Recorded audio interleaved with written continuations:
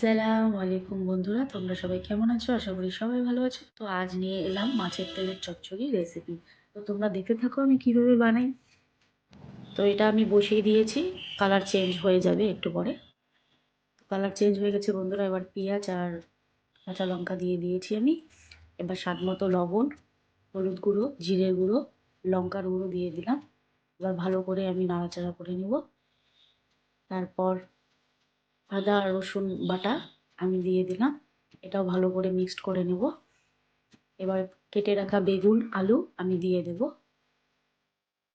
করে নাড়াচাড়া করে নিব। আবার নাড়াচাড়া করে আমি এবার ঢাকনা দিয়ে দেব, গ্যাসটা মিডিয়াম করে দেব যাতে তলে লেগে না যায়। এরপর টমেটোটা আমি কেটে দিয়ে দিয়েছি। তো বন্ধুরা, এভাবেই নতুন নতুন ভিডিও দেখার জন্য আমার পাশে থেকো সবাই। এরপরে দেখো ভালো করে নাড়াচাড়া করার পরে উপর থেকে তেল বের হয়ে গেছে। এরপরে আর একটু ভালো করে নাড়াচাড়া করে ধনেপাতা উপর দিয়ে ছিটিয়ে দিলাম আমি। বন্ধুরা, আমাদের মাছের তেলের চচ্চড়ি কিন্তু রেডি।